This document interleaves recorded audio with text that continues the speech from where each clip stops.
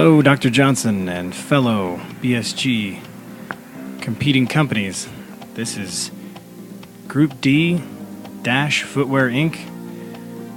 coming to you with the BSG anticipation exercise. Here you see some footage of company executives on their way to the annual shareholders meeting. Here at Dash Footwear, one of our key drivers of success is anticipating the moves of our competition. And we're going to take you inside for an in-depth look of how we here at Dash Footwear forecast not only our performance, but the performance of our rivals. All right, let's jump into it. Looking at sales forecasting. The initial approach to any sales forecast here at Dash is to consider the business landscape in its entirety. Of particular interest, the degree of rivalry can play a large role in each of the 8 companies, and we here at Dash see that D is for differentiation. We've taken a differentiation strategy through the use of superior goods and industry-leading SQ ranking.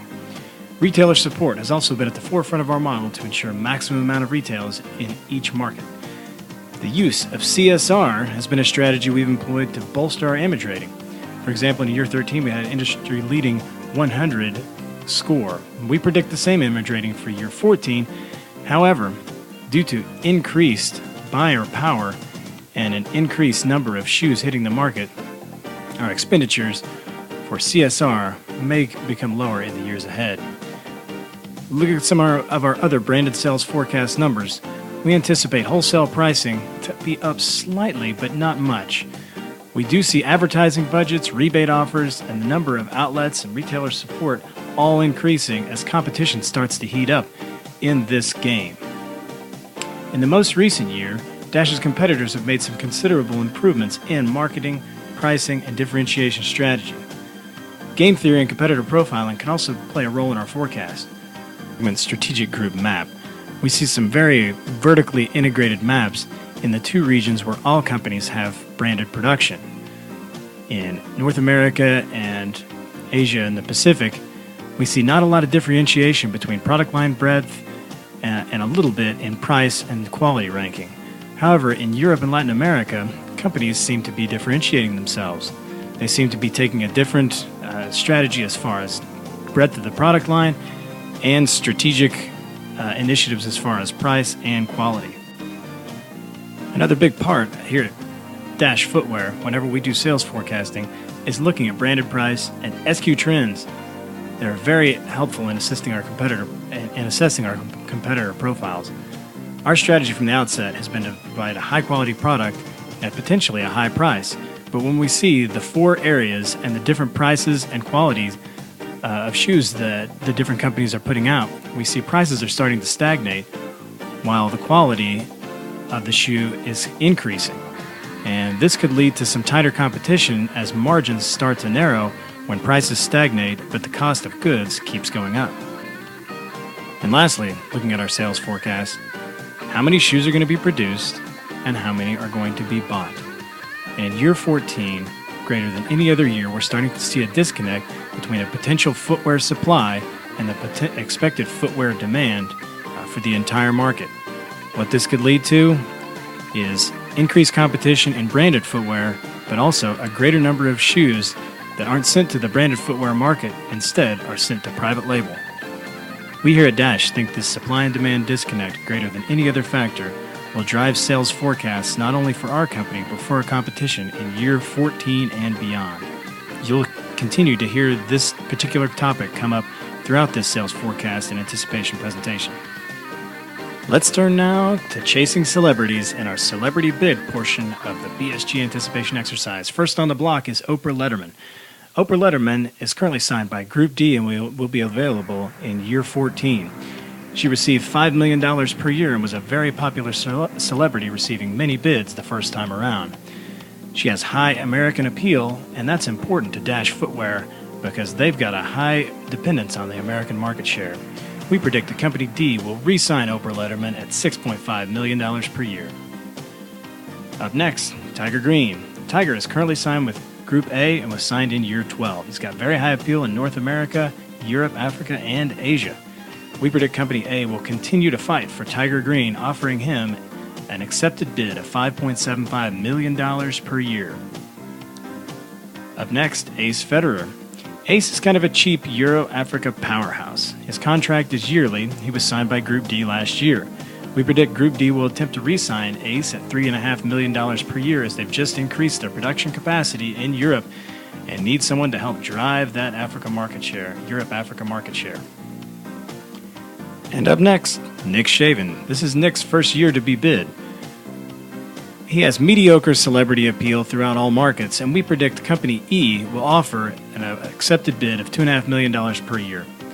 Company E is not far behind in market share and only 9 points behind Company B in game-to-date score. To get the lead, they need to focus. They need to focus on the markets where they sell shoes and sell them well, and Nick Shaven is aligned with their market share and their market presence.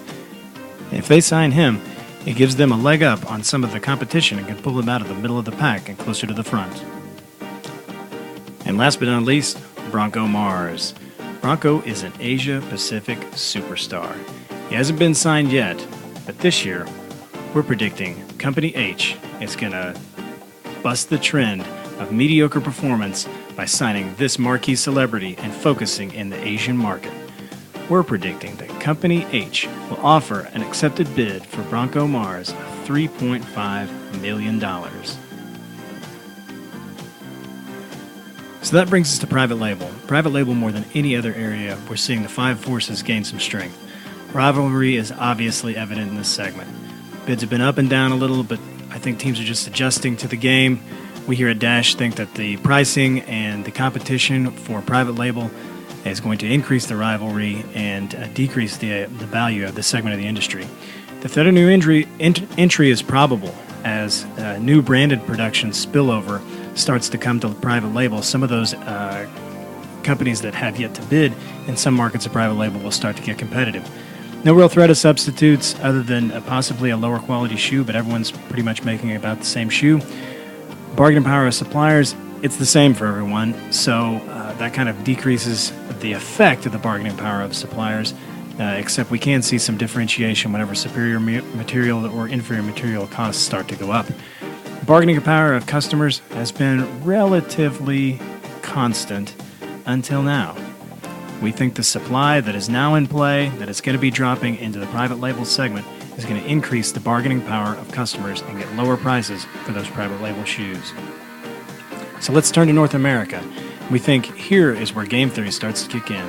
We got a simultaneous move game where sometimes the lower net present value for your group is the better choice because it edges out or gives a death blow to some of the competition.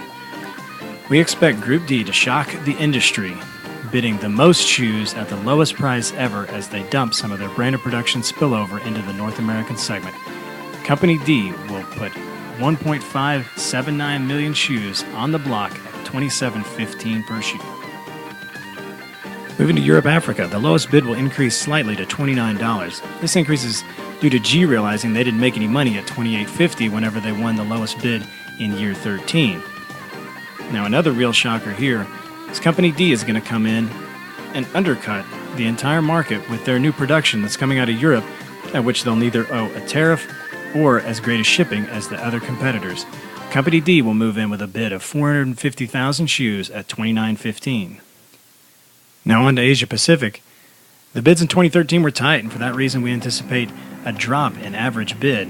G has lowered their bid significantly for the last several years, and for that reason, G will offer the lowest number to bid at 300,000 shares at $24.25 to ensure that they offload some of their private label capacity in the Asia Pacific. And now on to Latin America. Company A entered the Latin America market in year 13 with an aggressive 700,000 shoe offering at $31 per shoe. We predict that they will continue this aggressive stance, upping the quantity that they offer in private label Latin America and decreasing the price to ensure their bids accepted. Company A, 750,000 shares at $29. In closing, I'd like to give a prediction for the remainder of the game. Around here, D is not only for dash, D is for dominance. In fact, we're coming up so strong that the current leader, Group B, has hired outside consultants. Take a look at this footage from a recent lunch meeting where the consultant on the left is trying to explain to Group B that their position is not safe and that Dash footwear is coming to the top. Good luck for the rest of the game. Thanks. Need a supplemental income. Supplemental income? Supplemental. Supplemental. Yeah, it's extra. That's what it means. You interested? Interested? Interested. Would you be interested in extra income? No, extra income? You want to make more money? Okay. Why don't you go eat that outside and then come on back in?